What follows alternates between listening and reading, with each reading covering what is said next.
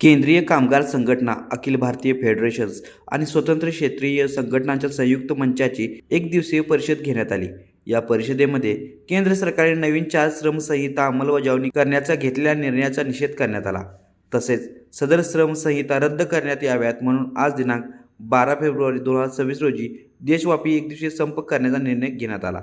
याच पार्श्वभूमीवर कोल्हापुरात देखील जिल्हाधिकारी कार्यालयासमोर विविध कामगार संघटनांनी आंदोलन केले व आपल्या मागण्यांचे निवेदन जिल्हाधिकाऱ्याकडे देण्यात आले.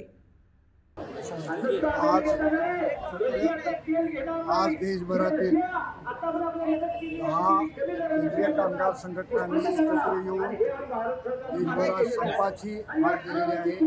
मोदी सरकारने कामगारांनी लढून मिळवलेले 29 कामगार कायदे रद्द करून 4 श्रमसंहिता कामगारांवर लागायच्या आणि कामगारांना गुलाम करायचं अशी जी भूमिका घेतलेली आहे त्याच्या विरोधामध्ये हा संप आहे.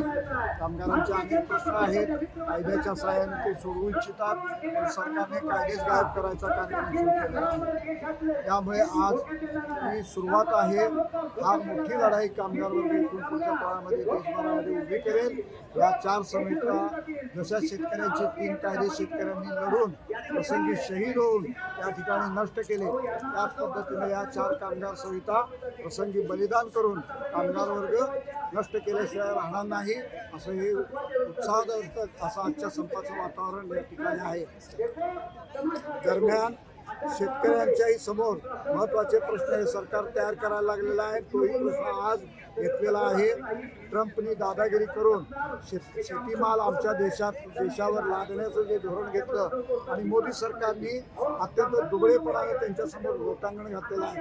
त्याही विरोधामध्ये आजच्या मोर्चामध्ये ट्रम्प तेरी दादागिरी नाही चलेगी अशी एक भूमिका त्या ठिकाणी कामगारांनी व्यक्त केलेली आहे. हा संघर्ष वाढणार आहे आणि जर मोदी सरकारनं माघार घेतली नाही तर देशभरात जो चळवळीचा वणवा पेटेल त्यामध्ये हे सरकार सुद्धा पडल्याशिवाय राहणार नाही. इतकी मोठी ताकद कामगार वर्गाची पुढच्या काळामध्ये आम्ही तयार करणार आहोत अशी आमची या ठिकाणी हमी आहे.